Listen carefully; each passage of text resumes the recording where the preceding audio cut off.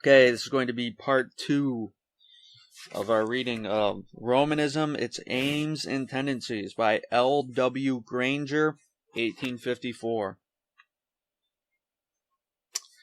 In a Protestant country like this, convents and monasteries are only to be deprecated as a source of great evil, are not only to be deprecated as a source of great evil, but also of immorality.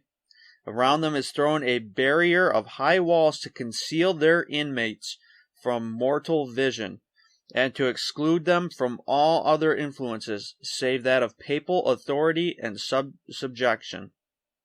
So in their confessional discipline. Upon this point it is useless to say but little. We need scarcely allude to the fact of the downfall of many victims to this miserable papal farce. I would interject and add, refer to Charles Chiniquy's The Priest, the Woman, and the Confessional. Catholic priest, 25 years.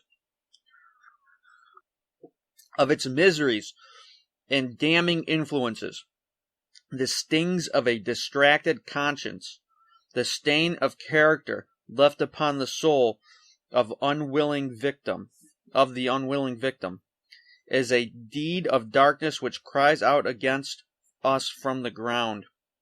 Not a few recent developments which have transpired in different parts of the country fully substantiate our position. The confessional has been made by many a priest a scene of moral outrage. It is but occasionally that its victims break through the barriers of the law, or are enabled through the fear of their priests to expose the iniquity which has been the source of their ruin. We speak these facts from the book, from facts which are upon record, and will cry out against them, quote unquote. So long as their church discipline permits such an outrage to be tolerated upon its members by a bigoted priesthood. The following is but one among the many renunciations of a similar character that we notice almost daily. The writer, having for a long time been a Romanist, and seen the evil influences of which he speaks, furnishes abundant evidence of our remarks. Quote, the Rev. H.L. Oxley of Leeds, England, who renounced Romanism in defending himself against the assaults of his former friends, avers as a matter of painful and personal experience, I think that maybe should be a vow, I don't know, in any case, that the leading doctrines of the Church of Rome are not only opposed to the written word of God, but are fatally destructive to the peace, happiness, and morality even of the thousands of her deluded votaries. That the celibacy of the clergy is the frightful cause of monstrous crimes. That the confessional is not unfrequently the scene of great enormities. That monasteries and convents are institutions inimical to religious liberty.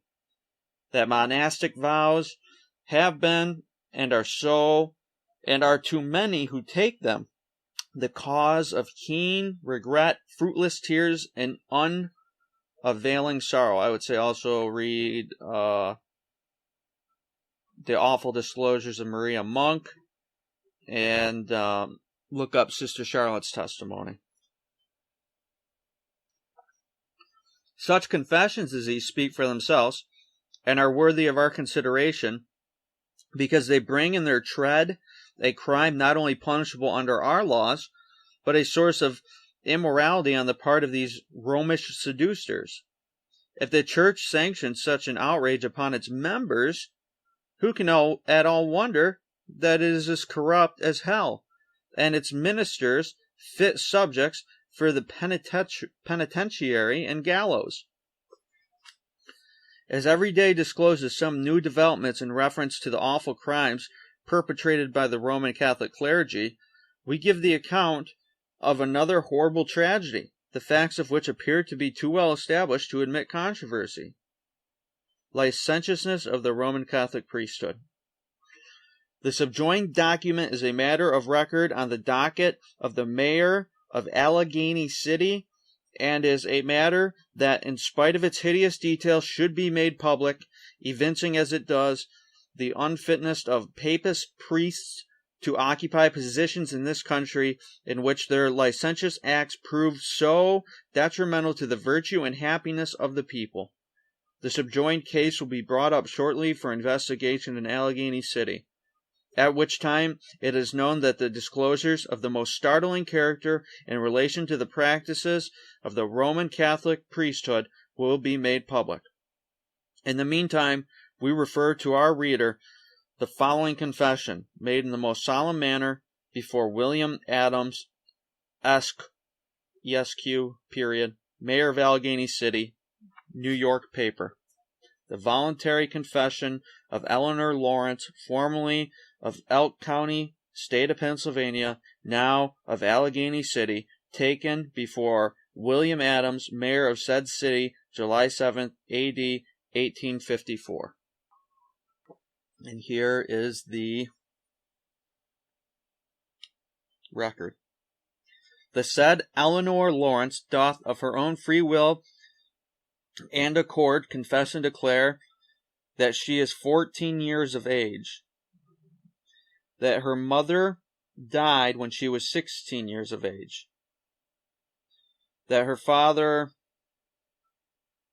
William Lawrence, kept a house. This is, I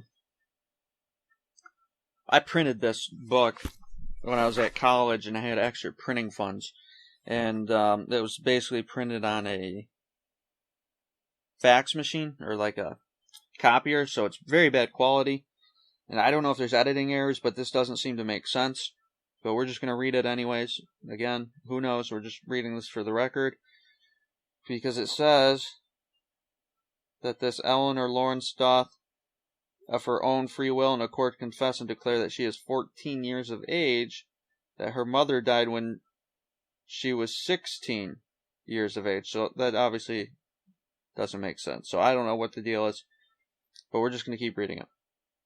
That her father, William Lawrence, kept a housekeeper until he died, which occurred in July 1851.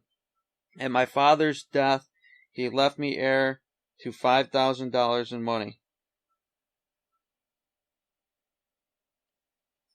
and 156 acres of land in Elk County. My father appointed Thomas McConnell of said county my guardian, which said McConnell sent to me Bishop O'Connor. The bishop sent me to the sisters in Birmingham, where I remained 2 years until last March, at which time the bishop sent for me to come and live in his palace, which time I remained in his palace, except such times as he sent me over to the sisters in Birmingham, where I would stay sometimes a week or more, and then come back to the palace, just as the bishop required.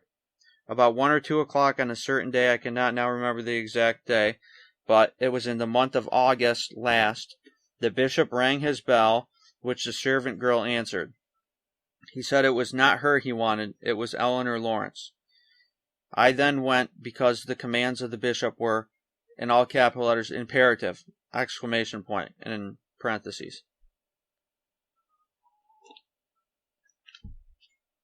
When I went up, I found him in his bedroom. When I came in, he caught me in his arms and threw me on the bed and commenced an improper intimacy by pulling up my clothes, quote unquote.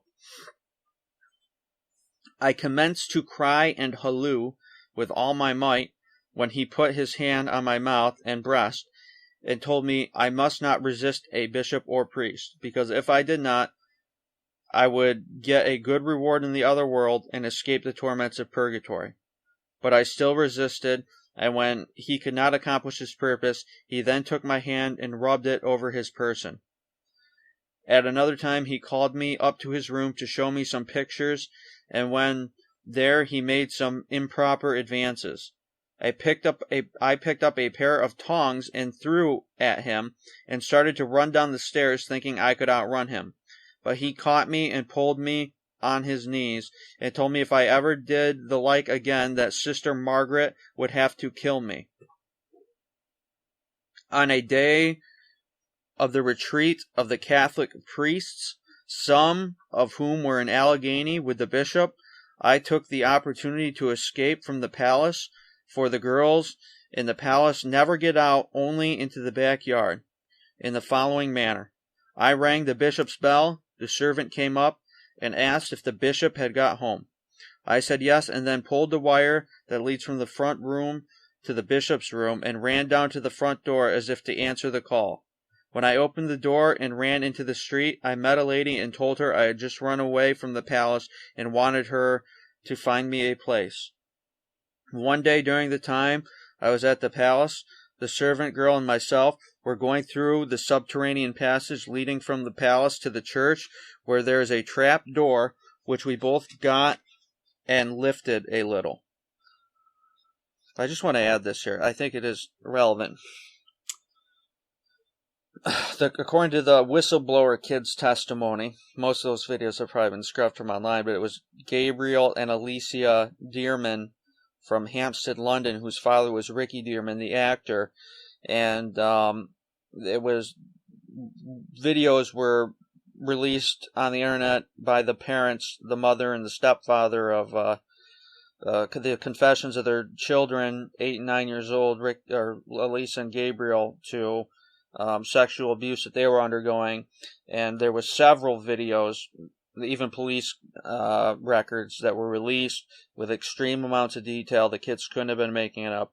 And one of the things they talked about was being abused in the church and doing satanic rituals in the church with baby skulls and human sacrifice stuff. But in any case, they said that there were trap doors, secret doors in these churches where they would do these things.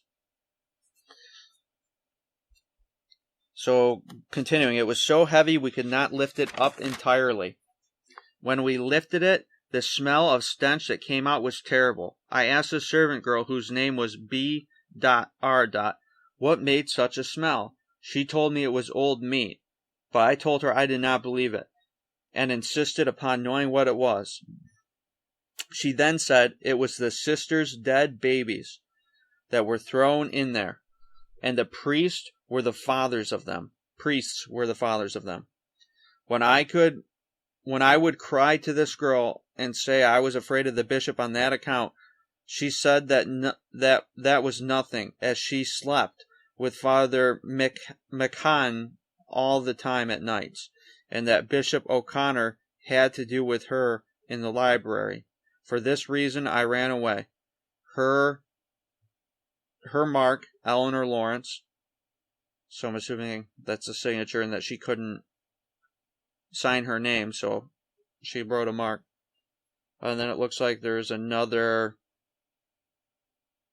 Oh, so okay, and so that's Allegheny City, July 7th, 1854, taken and subscribed before me this 7th day of July, 1854, William Adams, Mayor. Now, obviously, there was that weird seeming inconsistency in the type at the beginning of this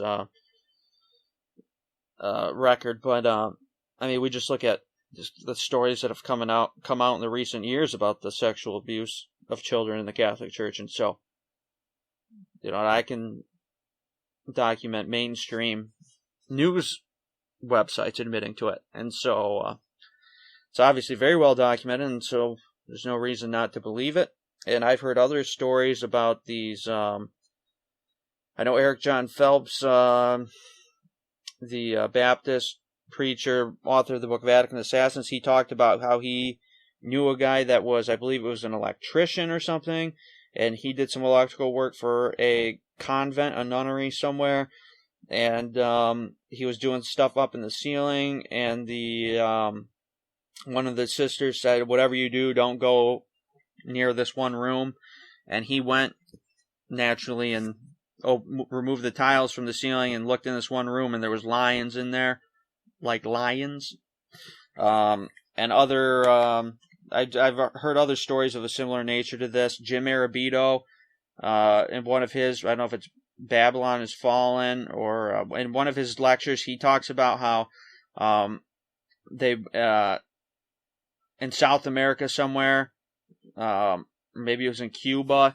they went into these churches after there was some sort of a regime change, and they found dead bodies that were buried into the walls and stuff, and like brick and mortared in, and all sorts of stuff. So I mean, this is just, you hear it from so many different sources, similar stories, that it's very plausible indeed.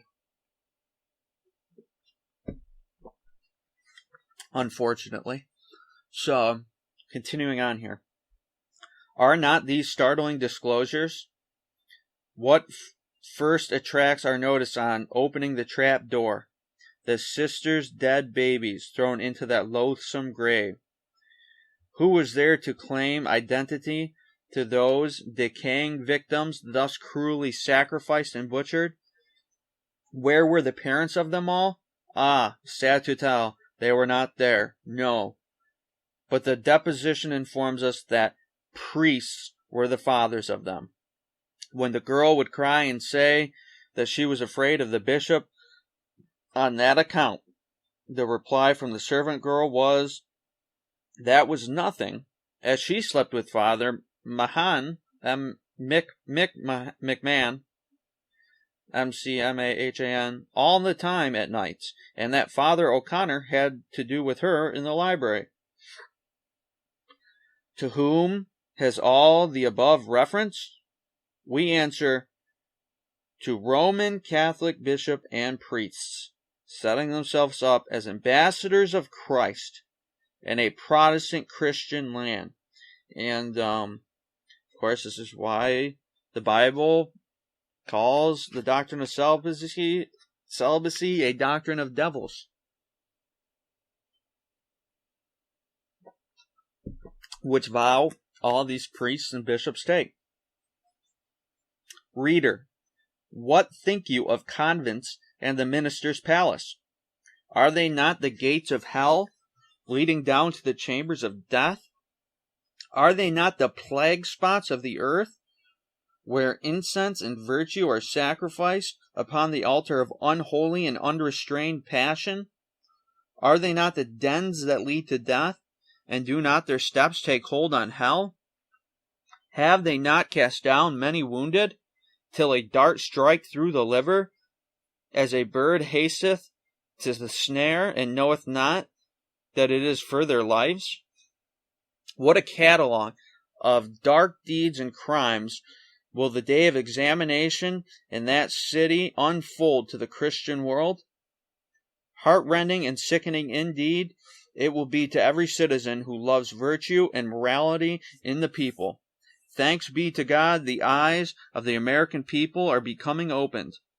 Frightful visions begin to dance before their affrighted imaginations as they witness these Roman Catholic priests as a legion of the damned from the torments of hell, blasting forever the characters of virtuous females, leading them through the narrow cells, mid bolts and bars, forcing them to confession in order that they may become finished prostitutes to infest our cities, scattering disease, crime, and immorality among us in its vilest forms. Now look at the world today. Look at the sexual immorality and porn on the internet and everything today. Reader, we need not tell you that they have cast down many wounded. What then will the Romanists not do? Behold the church, the mother of harlots, quoting Revelation 17. The pulpit converted into the chamber of death. The blood of innocents cries out against her from the ground. I think it's Revelation 18 says that she's guilty of the blood of all the slain of the earth and trading the souls of men. So, I mean, what a more apt of a fulfillment could there be? God forbid that she shall much longer stand in our midst, the pestilence of the 19th century, knowing of no subject which will prove more interesting and at the same time startling to the reader than the many facts which are daily brought to light in relation to the cruel tortures exhibited in convents, we extract the following by an American traveler of an Inquisition in Mexico. We entered the church, this is a quote, and my interpreter, who by the way was a gentleman and a scholar, interested me with the names of the different images of saints. At last we came to the gold image. This was God. A little way from this he showed me another image that he called God's Mother. We had now arrived at the door where I had before been constrained to stop. A priest with his hair cut short stood by it, and on seeing my cane, which I took care to hold in such a position that he could not help seeing it, he bowed very low, which compliment we returned. The cane was a shepherd's crook, with a cross mounted in front. 2 inches above the turn of the center of the cross was a stone, 2/3 red, set in a brass belt. None but priests carried a cane with a cross upon it. My companion now introduced me as an American padre, priest, from Providence, Rhode Island. He then represented me as a friend. This priest immediately called another, who invited us into a room and bid us be seated. He then commenced conversation through my interpreter. He was very anxious to know how the Catholic cause was prospering in the United States. To these and other inquiries, my interpreter gave such answers as best suited himself. The priest then produced a letter from Providence, Rhode Island, which my interpreter read and translated to me. The priests of Providence spoke of their increase in numbers, progress of their schools, and their underhand manner and success in educating the Protestant children. In other words, doing so in a secretive, immoral, under-the-table sort of way.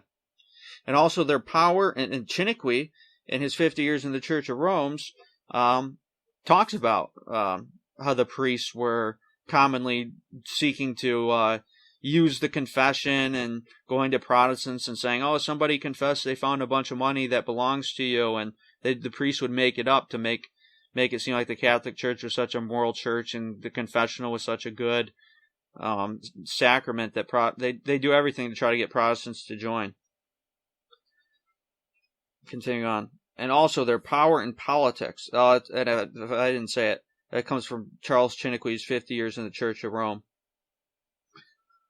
All of which told but too plainly that Rome was in America and her hirelings were sapping that liberty which our fathers won so dearly and left to their children.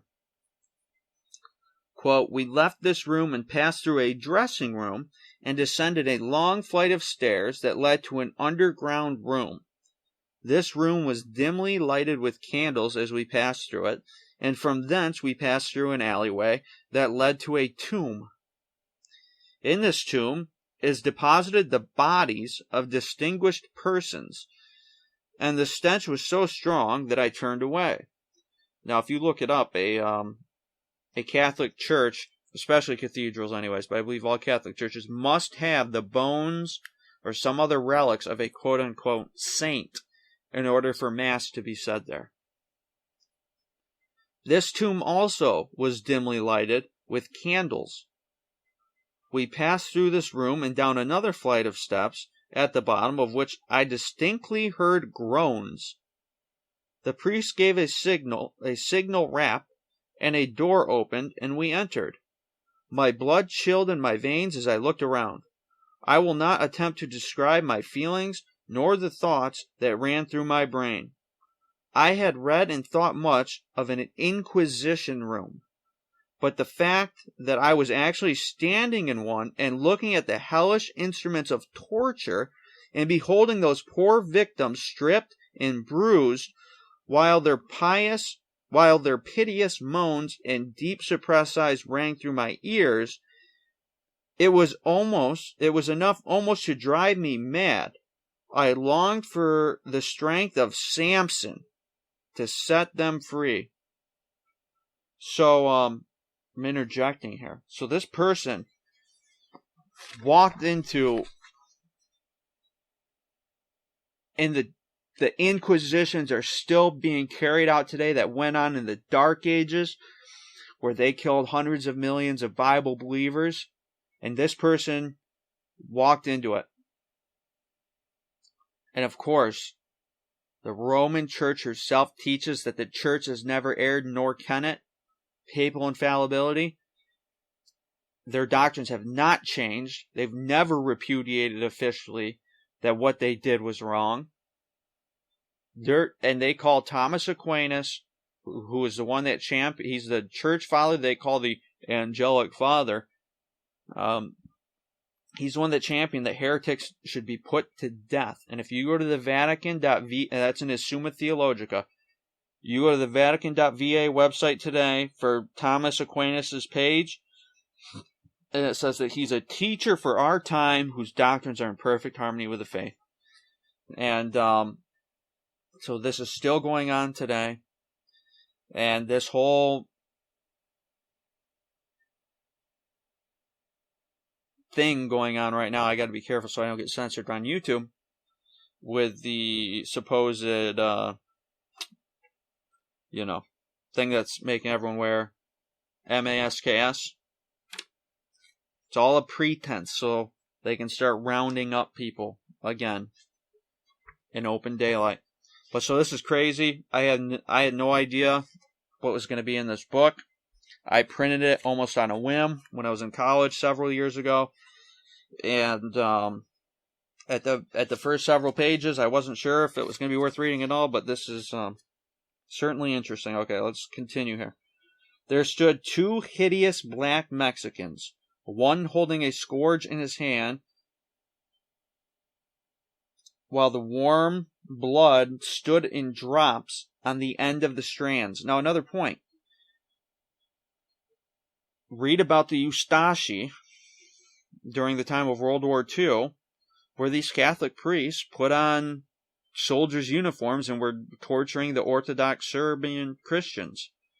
So, there's been modern-day examples since that the Roman Church has not changed. They're using spoons to cut out these Orthodox Serbs' eyes. So, the Church of Rome has not changed. So this is all very believable.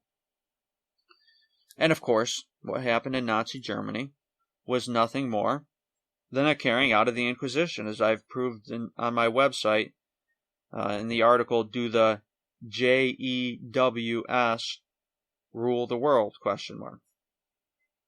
Carrying on. A few paces from me was a young woman, 16 or 18 years old, stripped naked, her ankles fastened to some rings in the floor, her breast resting upon a pile of timber, her hands fastened by cords on the opposite side, and in this stooping position, she had been beaten by the monster that held the scourge until the purple gore had puddled at her feet, and her body was scarred in a horrid manner.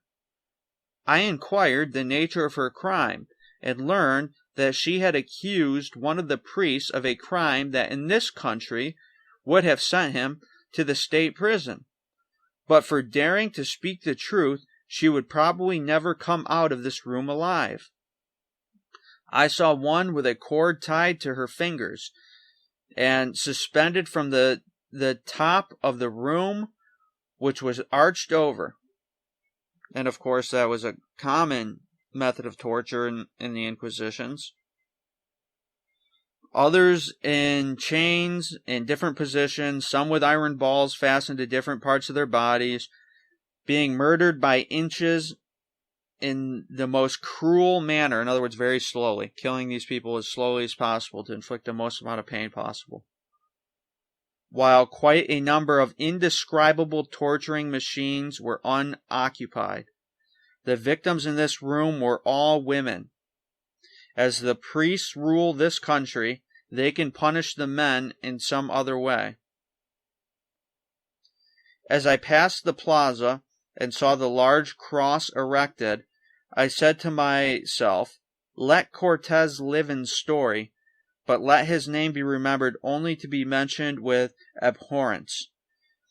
The vagabond cutthroat, who knew no law but that of the strongest, who acknowledged no right, who respected no tie, who possessed no virtue or kindly feeling, the invader, the robber, the murderer, by wholesale, the hypocrite, the monster that changed this beautiful part of God's creation into a den of blight, blood, and desolation, a hell upon earth, and for what? So this is Cortez, the Spanish conquistador, I believe, that settled this country and brought all these priests and Roman Catholicism there. To gratify the lust, avarice, bigotry, and ferocity of a set of vagabonds, miscreants, and bloodhounds.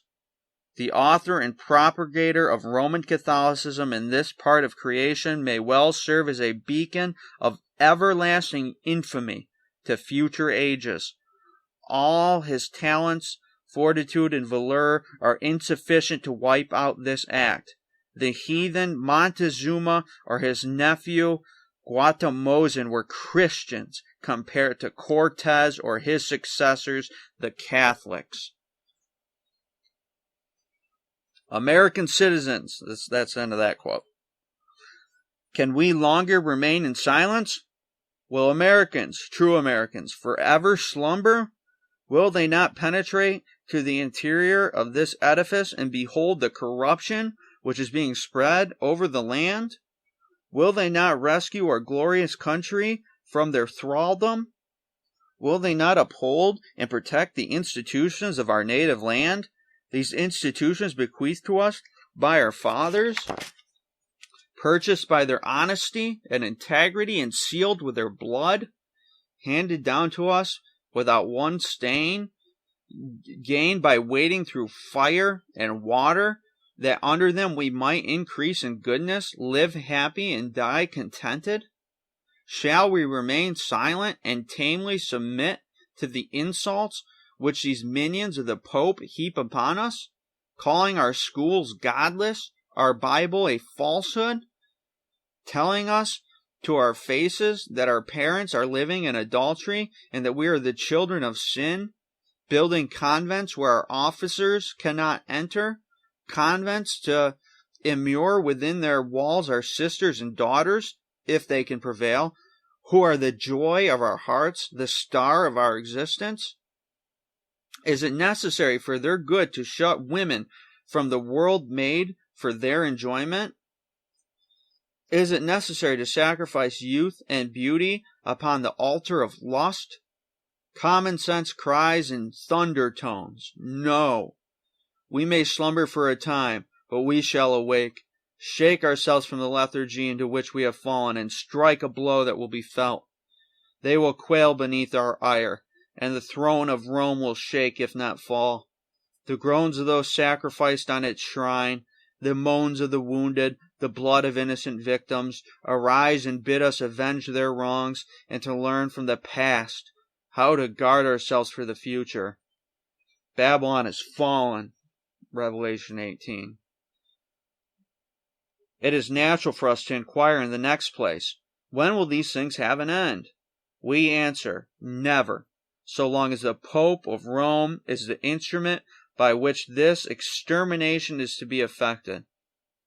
That his bishops in this country are solemnly sworn to carry out the plan of extermination, and that Roman Catholic population have no choice in the matter, being one and all bound at the peril of their souls, the horror of excommunication, and torments of purgatory, to obey the behests of their masters? A few extracts upon this point will furnish an illustration on this subject.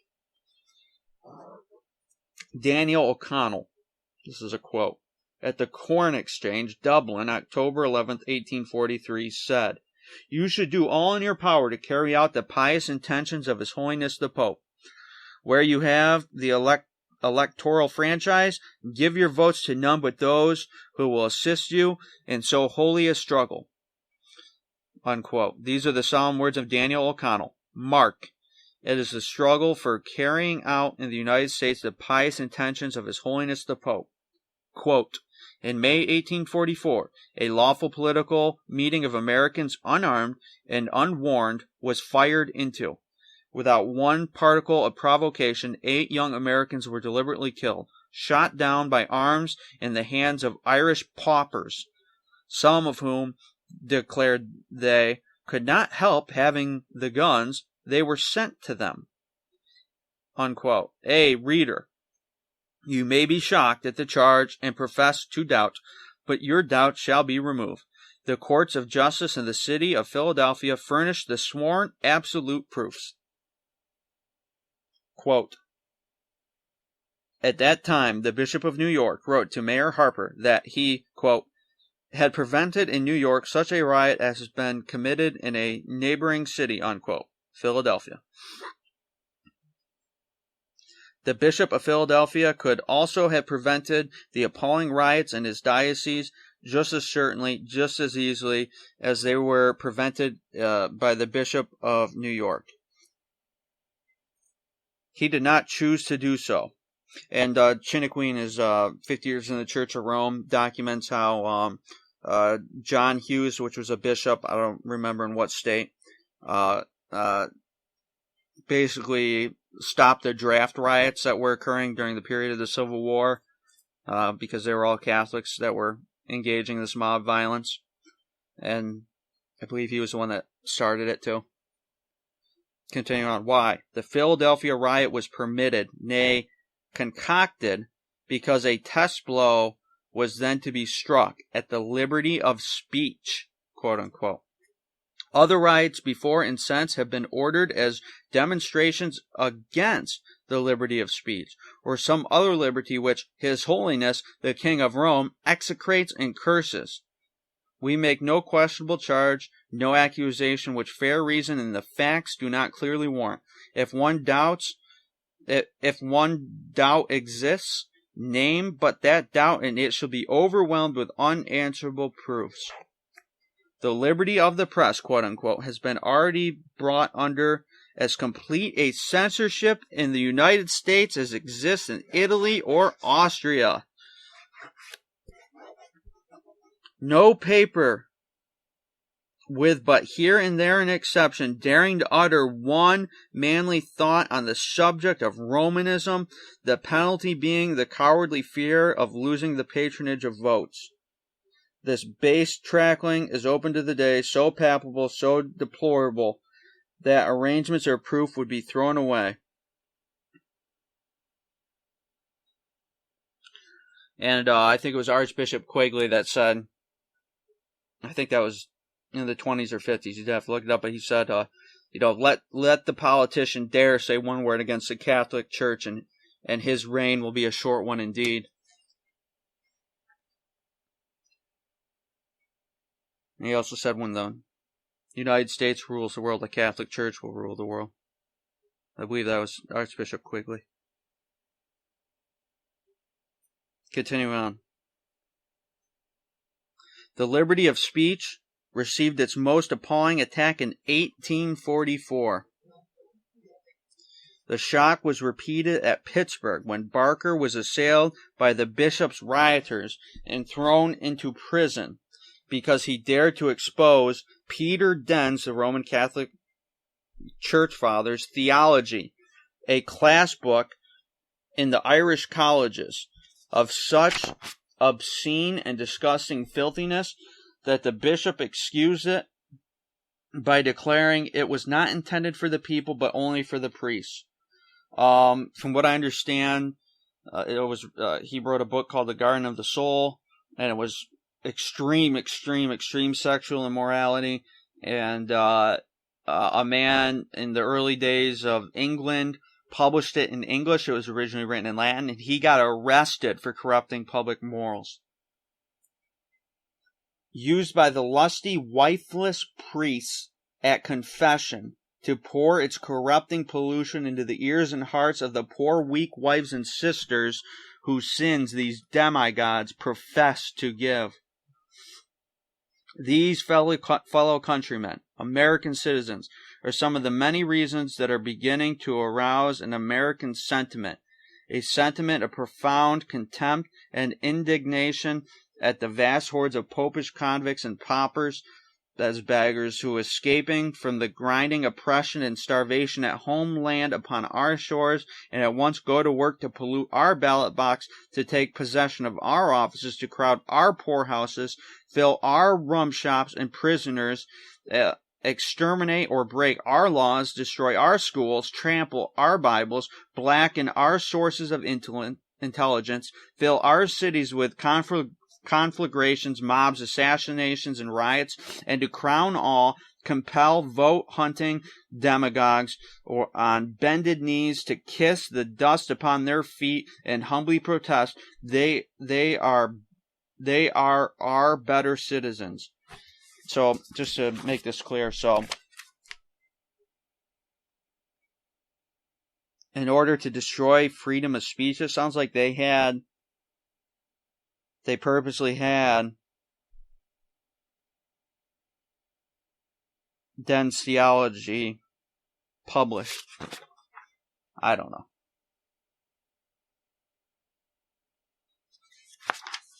Anyways, carrying on. We heartily regret the necessity of saying one word against any who seek our shores, nor do we breathe or feel aught but sympathy for the poor immigrant who loves the home that shelters and protects him. Nor would we disturb a living soul in the freest, fullest exercise of any religion he may choose to profess. It is a gross slander to say that Americans desire to interfere with any man's religion. Our sole object is self-protection, preservation.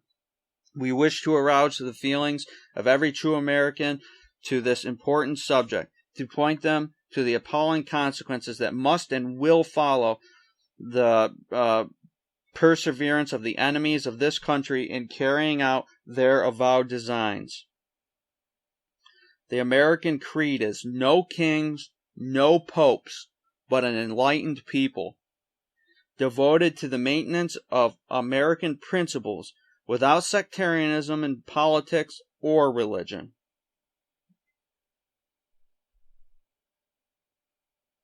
If the evils that we have above alluded to are such as you cannot honestly deny, why conceal the fact? Why give countenance and support to a cause which will, if persevered in, spread its desolating lava throughout the length and breadth of this land? And look up the Jesuit priest Athanasius Kircher's painting of the volcanic streams under the earth. It's called something like Pyro Lacae Fiorum, something like that. Just go on the the Britannica page for Athanasius Kircher, and it's on there, and you'll see that painting is in fact the basis of what we're being shown as the model for COVID-19. The 3D model that supposedly is a virus is actually a abstraction of Athanasius Kircher, who invented germ theories. In other words, the one that first said that viruses and stuff make you sick. His painting of the lava under the earth, and this says, spread its desolating lava throughout the length and the breadth of the land. And Ignatius Loyola signed all of his letters, light the world on fire. Why will you remain silent while these successive wrongs are being perpetrated in the midst of your homes and firesides? You can never take fire in your bosoms and not be burned. Fellow countrymen, arm yourselves in the panoply of a most righteous cause. Let not the freedom of your blood-bought institutions gasp for breath for the want of your protection in a war with papal dissension and influence, but teach these enemies of your liberties that they shall be protected, even if it be amid the clashing of burnished steel. We are often led to wonder at the cause of so much crime and misery among us, and the source from which it all emanates. How much more is this true today than even when this author was writing? But the mystery is easily solved. Ireland has sent more pauperism to the United States than all other foreign countries. The immigration from that country is constant and alarming to those who are best acquainted with the facts. To the proof, during the month of June, 59 emigrant ships took their departure from Liverpool, having on board 21,767 passengers.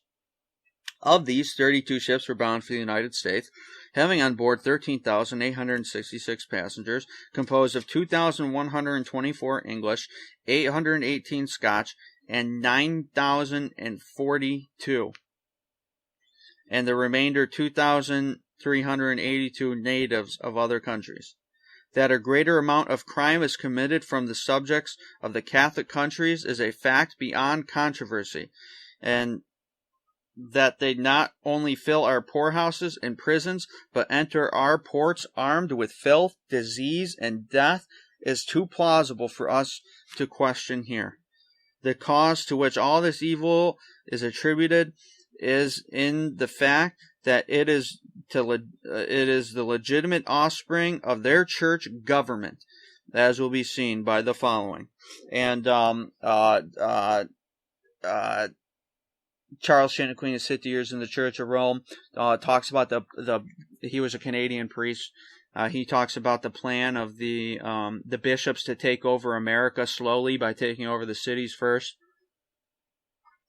And this is in that book was published in 1886, I believe. The amount of crime in Protestant and Roman Catholic countries stands in contrast thus. England Protestant for each million inhabitants per annum, 4. Ireland Catholic, 19. So I guess that's 19 million. Belgium, 18. France, 31. Austria, 36. Bavaria, 39. Papal States, 100. The number of the above facts are all drawn from the civil and criminal record of the respective countries named. Now, taking the whole of these countries together, we have 75 cases of murder for every million of people. In Protestant countries, England, for example, we have but 4 every million. So, what is that, 66 times more?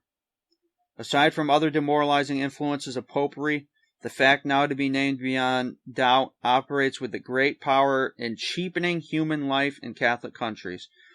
The Protestant criminal believes he is sending his victim, if not a Christian, at once to a miserable eternity, and this awful consideration gives terrible aspect to the crime of murder.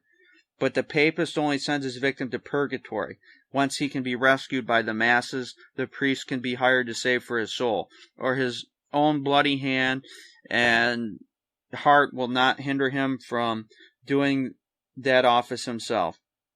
We think the above facts in regard to vice and crime in the 2 great departments of Christendom worthy the most serious pondering of every friend of human life, morality, and virtue. There's a book, I believe it was written by a Catholic priest. It's called Crime and Immorality in the Catholic Church. It was by Emmett McLaughlin, I believe his name was.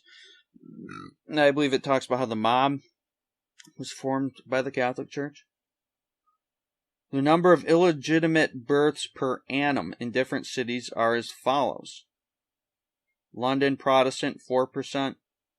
Paris Catholic, 32%. In other words, births outside of marriage. Brussels, 35%.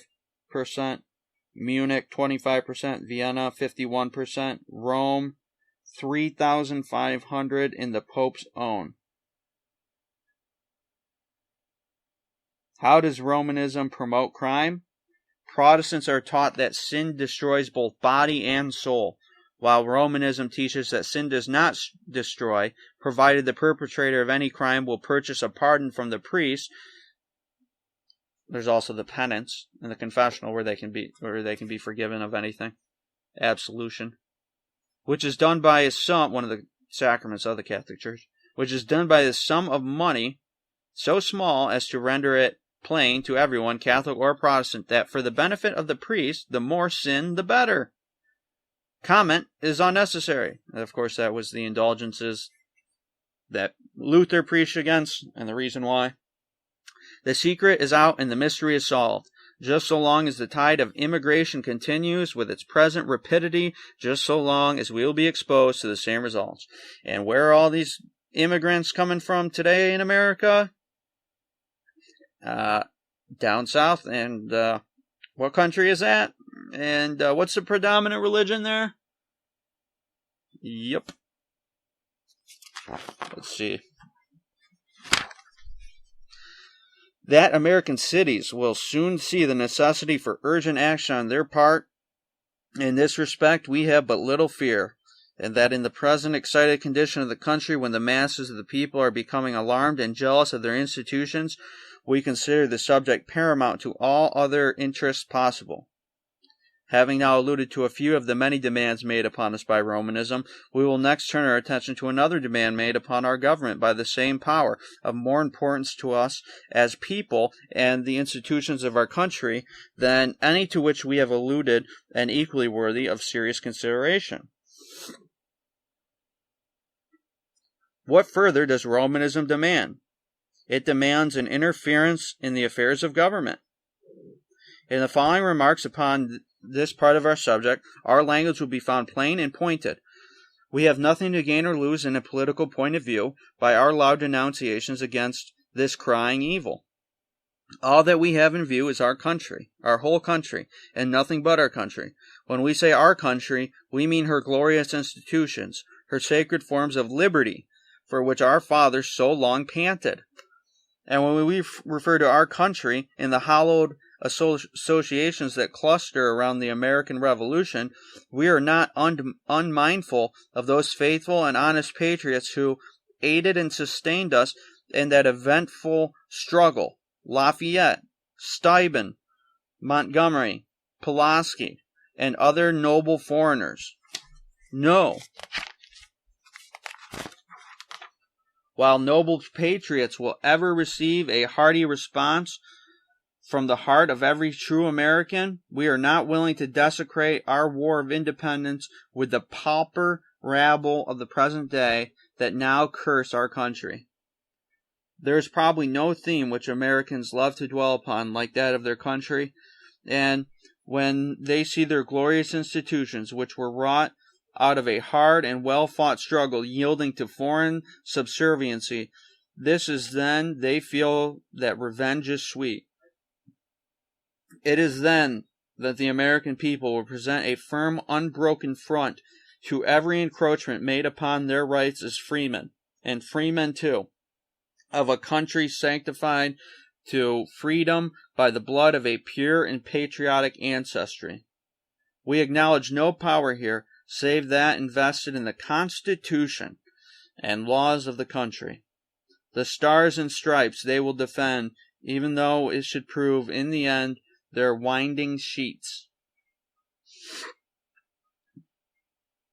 Kind of sounds like he's saying a blind patriotism, while not upholding the actual principles on which our country was founded, or the laws that are established therein. How much truer could that be today with the extreme 4th of July celebrations when, it's a national holiday, holy day. Nobody considers for a second what they're actually celebrating and what it meant. Or the Star-Spangled Banner at every sporting event. It's all just mindless mummery anymore.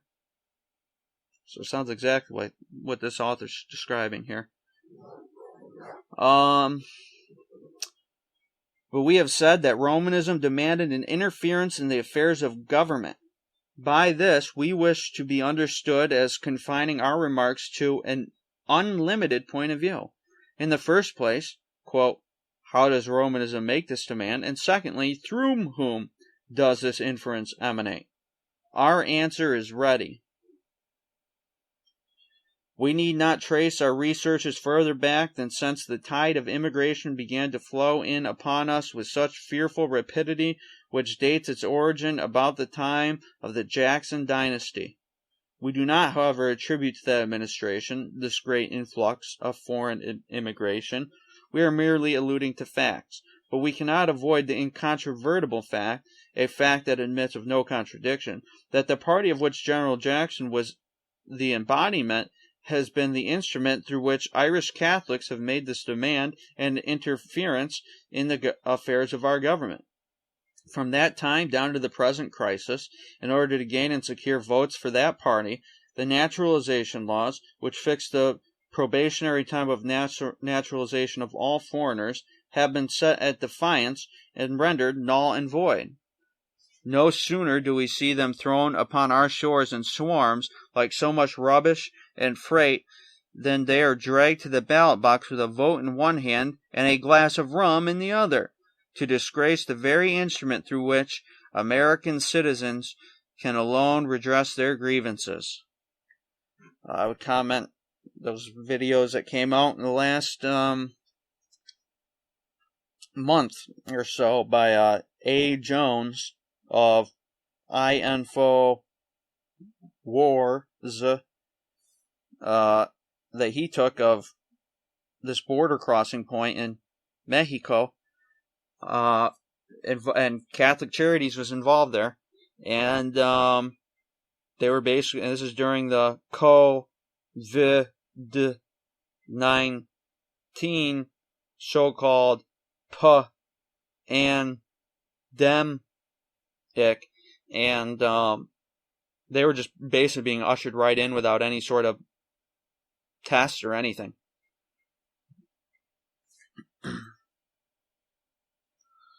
Why is all of this? The answer is plain and easy of solution. They are taught to reverence that party because it was Jackson party that possessed all the elements of quote-unquote democracy. Joe Biden. Honorary degrees from Jesuit Scranton and Jesuit St. Joseph's University. And in their hands has this sacred, the most sacred institution of which this country can boast, become converted into a party machinery. Deny it, fellow citizens, if you can, whether you be Whig, Democrat, or whatever the name you choose to be called. National disgrace has followed this outrageous and daring assumption of power in the hand of not a few miserable political hacks and wire pullers. What in Chiniquy's 50 Years in the Church of Rome, he documents when they exposed a plot that the assassination of Lincoln was carried out at the Mary Surratt house by the Catholic priests there. Not a single politician in Washington would stand up and expose it. And that was in the 1800s. What do you think it's like today in Washington District of Catholics, originally called Rome, right next to Mary Land and Virginia, and the White House, named after the Jesuit missionary Andrew White? What protection have we to the sacredness of the ballot box, so long as such violations of that institution are permitted to go on, sanctioned by people in whose hands the laws of this country are confided, and they themselves the chief fountain of powers? No sooner do the Roman Catholic priests make the demand than they find the door open for entrance. Who controls the Catholic vote of the state of New York? And the governor of New York right now, Andrew Cuomo, educated at Jesuit Fordham University, through whose influences is Romanism indebted for its rapid progress in this country, through whose fear of losing Catholic votes and being subjected to the political guillotine is it that the miserable tool now occupying the gubernatorial chair of the state of New York acts in obedience. Let the following answer. Unfortunately, that is where we are ending this recording, on that cliffhanger. So, that is page 35. And that ends it for this reading.